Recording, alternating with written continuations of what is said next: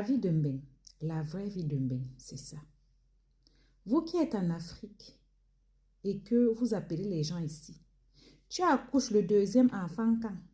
Tu accouches le premier enfant quand? Tu accouches le 10e enfant quand? Qui va les garder?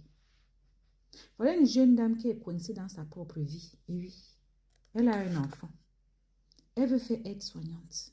Elle a commencé la formation. Sauf qu'elle se rend compte que je ne sais pas s'il n'y a pas de crèche. Et même, des fois, il n'y a pas de place en crèche. Et encore, c'est payant. Elle a déposé son enfant chez sa voisine. Elle dit elle est obligée. Ma chérie, ton mot obligé, je n'ai pas compris. Ton enfant, c'est ta charge. Si tu dois aller la donner à quelqu'un d'autre, il faut monnayant quelque chose. C'est la chose la plus normale. Donc, tu es obligé, oui. Ou bien tu laisses tomber, tu t'occupes de ton enfant. Oui. On vous dit que l'intégration en Europe, ce n'est pas venir avec la grossesse. Ce n'est pas accoucher, même si tu es venu en tant que femme mariée. On connaît le chantage des papiers ou bien on connaît les difficultés d'Europe. Quand tu viens d'arriver, ça fait le chauffage de plus, ça fait l'eau de laver de plus, ça fait plein de choses de plus. Entre-temps, tu peux être là même que tu es bien, tu es enceinte, il n'y a pas de problème. Mais est-ce que le monsieur là va encore accepter d'envoyer l'argent à ta famille, à tes parents? La première chose quand tu viens en Europe, cherche à travailler. Quand tu viens, tu cherches ta petite formation. Il y a des formations pour l'emploi et tout. Tu te formes.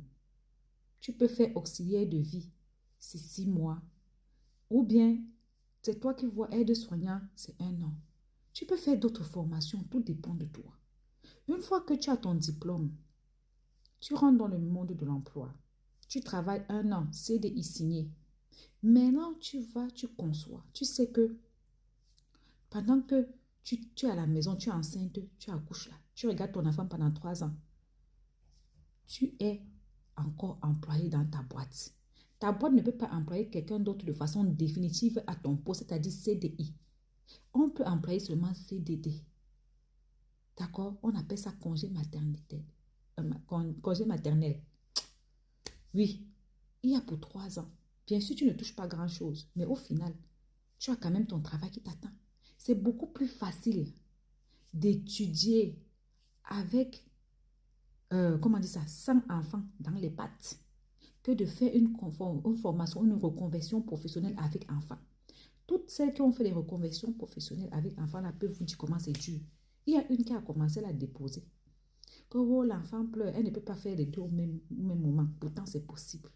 Mais si tu n'es pas préparé psychologiquement, et c'est comme ça que tu vas laisser, tu vas commencer à faire n'importe quoi. Après, il y a encore les petits métiers qui payent bien, comme serveuse et tout et tout. Mais l'enfant que tu dis que tu viens me voir pour que moi je fasse quoi? Sachez que les gens ne peuvent pas choisir les formations à votre place. Non. La formation est individuelle.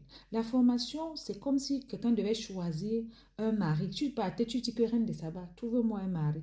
C'est triste parce que sur quels critères? Moi, je ne te connais pas. Je ne connais pas ton emploi du temps. Je ne connais pas de quoi tu es capable. Je ne connais pas de quoi tu es, comment dire ça, jusqu'où tu es capable moralement. Déjà, le simple fait que tu dises que tu ne t'en sors pas parce que tu as déposé l'enfant, tu as dû donner quelque chose, c'est la chose la plus normale. Et en plus de ça, que tu dises que en janvier, tu commences le stage et cette dernière t'a dit qu'en janvier, elle ne pourra pas et que tu ne te vois pas. Il faut savoir que quand tu as déjà un enfant, le reste là, c'est les sacrifices.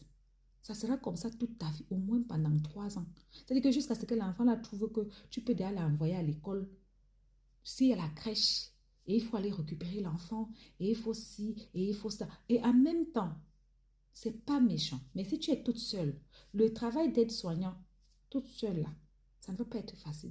Parce que ça va toujours t'amener à faire que ton enfant est toujours dans les mains des gens. Il faut le récupérer. Il faut faire à manger. Et encore, la formation, c'est autre chose. Toi, maintenant, quand tu viens me voir, tu me dis que tu as un diplôme en communication. Moi-même, je suis diplômée dans mon pays. Mais quand je suis venue ici en Europe, oui, on t'accepte ça. On valide ça. Mais tu ne peux pas aller travailler avec ça si tu n'as pas fait soit comment dire ça, une reconversion avec ça ici. Si tu n'as pas été continuer l'école, le diplôme te sert pour aller continuer l'école. Si ce n'est pas pour continuer l'école là, ton diplôme au Cameroun, tu ne peux pas prendre ça, aller directement chercher le travail avec ça. C'est trop difficile. c'est trop difficile. On va te dire que oui, c'est reconnu.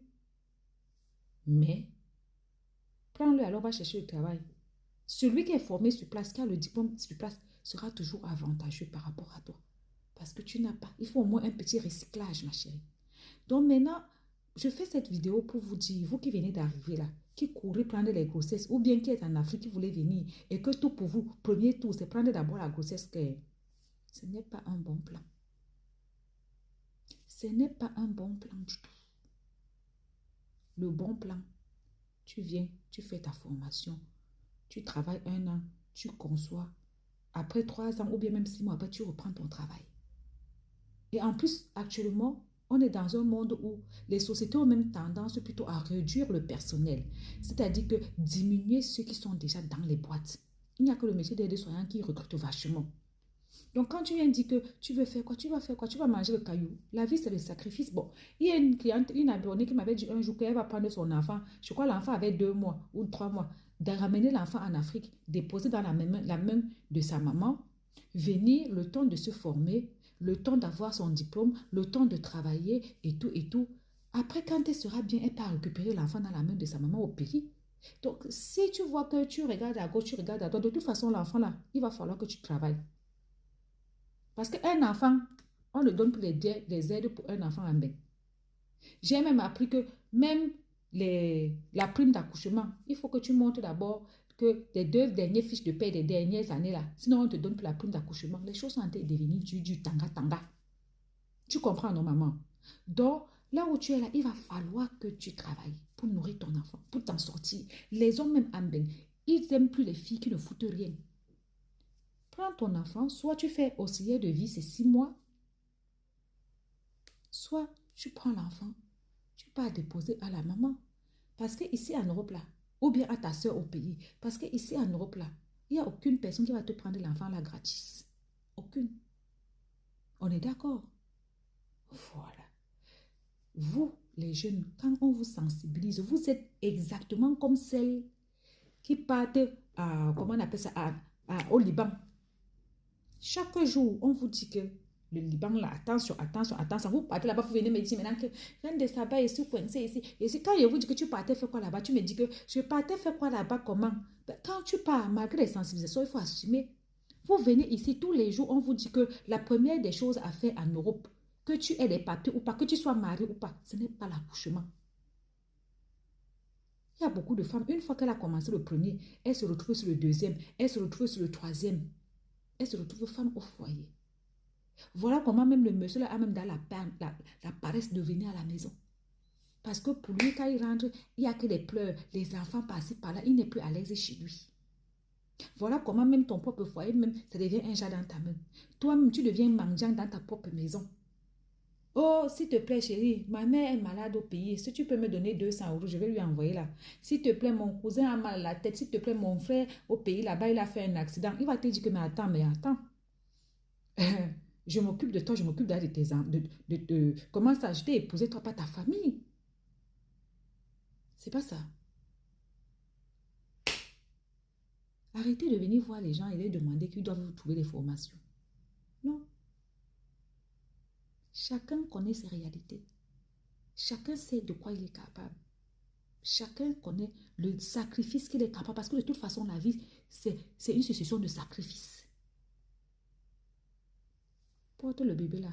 Si tu vois que ça te dépasse, ramène au pays.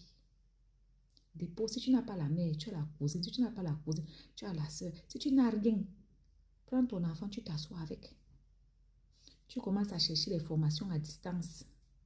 Il y a peut-être les formations à distance, mais est-ce que ça recrute? C'est bien beau de faire des formations. Est-ce que ça recrute? C'est vrai. La formation d'aide-soignant, c'était une très belle formation. Auxiliaire de vie, c'était une très bonne formation. Parce que ça, là, seulement, tu es sûr de trouver le travail. Parce que ça ne sert plus non plus à quelque chose que tu fasses 95 formations, fin des temps. Tu n'as rien dans la main. Tu ne peux pas travailler. C'est là, ça te regarde. Bref, je te souhaite beaucoup de courage. À bisous.